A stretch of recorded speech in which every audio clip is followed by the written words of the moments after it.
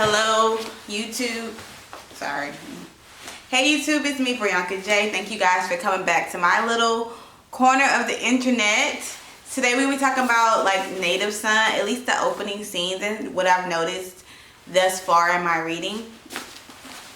But before we do that, please make sure you check out my children's books here, as well as if you have anyone that is interested in getting a website, I also do that. And then finally, if you just enjoy connecting with me, you can always check out my blog and my social media accounts. Everything is listed down in the description box, not too far away, so make sure to check that out. And of course, email me. I love when I get emails from you guys. I love when you guys talk to me. So don't quit doing that. Keep the recommendations rolling in. Now, without further ado, let's discuss Richard Wright's Native Son.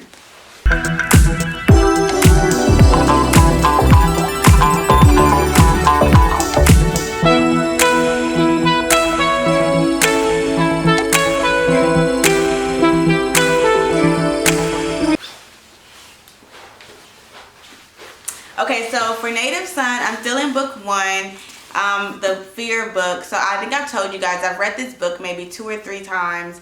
I've also watched the HBO one, but I just don't find it that good. And I did want to give it like a really fair review, a fair analysis when I came to it for you guys. So I wanted to kind of read it again in like a slower, deep dive. And so if you open the first, I'm going to go over what I've noticed so far in the opening scenes. So one thing is like Bigger.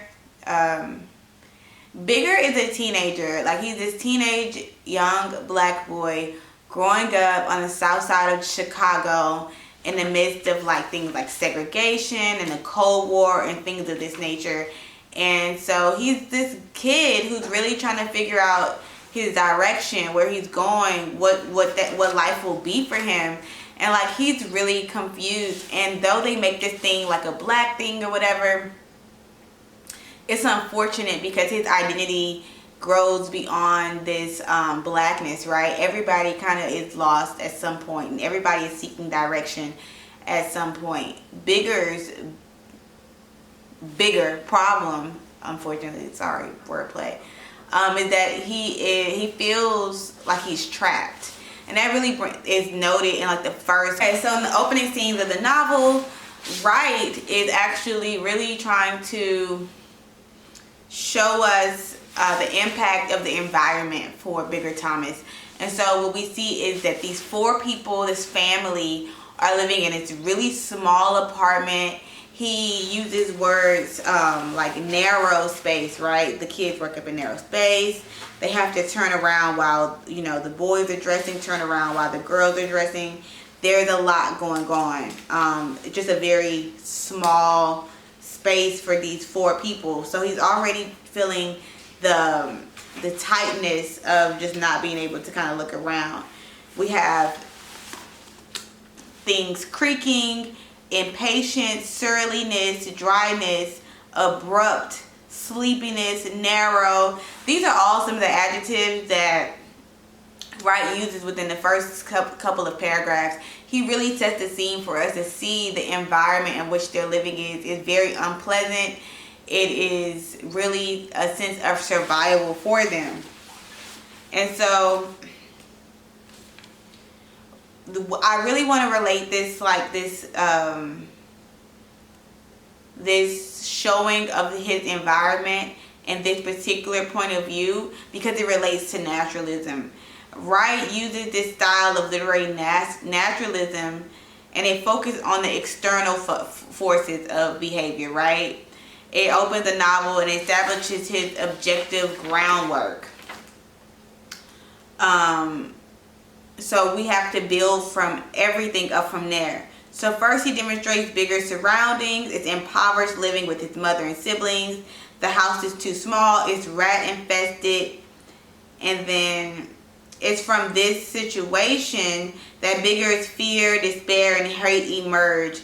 It is also the situation that Wright kind of bases his thematic clause off of. So we have this really tiny apartment, and then we also have this rat scene. It's another part of the book I have to talk about, because the opening scene is this rat scene, and we see everybody run away from this like huge black rat. Vera's like jumping up on the stuff. Mom's scared, the brother's buddy's scared, everybody's afraid.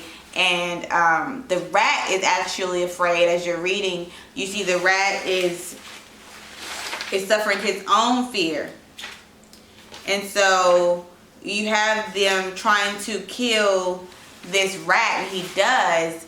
But I think what we have to remember is that this rat is a foreshadowing of some of the events to come in bigger story, as well as a symbolization of the white community's response to African Americans in the world, right? This trap it, don't give it any opportunities, kill it, let it in, get rid of it immediately, as the Bigger's family did with the rat, is a larger indication of what may eventually happen to Bigger. Some other indications of what's going to happen to Bigger is unfortunately coming from his own mother.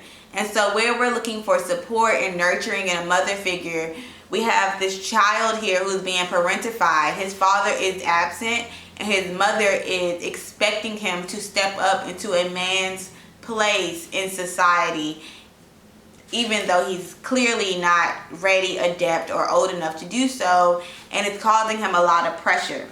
And his mother begins to tell him, like, someday you're going to wish you had made something out of yourself instead of just a tramp, but then it'll be just too late. 2 paragraphs later, she tells him the gallows is at the end of the road, you are traveling, boy.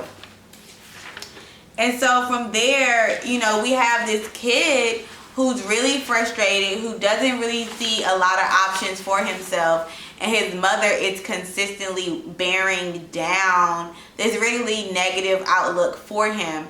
And this goes to talk about some of the tribulations that we see in our larger communities, where people don't really know what they can be outside of a basketball player or a rapper. We have Bigger Thomas here not really knowing what his options are outside of working for the Daltons or simply starve, right? So we have Bigger in the house, and Bigger even is telling us throughout his writing, like, he hates his family. He hated that they were suffering, and he hates that he's powerless to help them. It also says that because of that, he held toward them an attitude of iron reserve. He lived with them behind a wall or a curtain.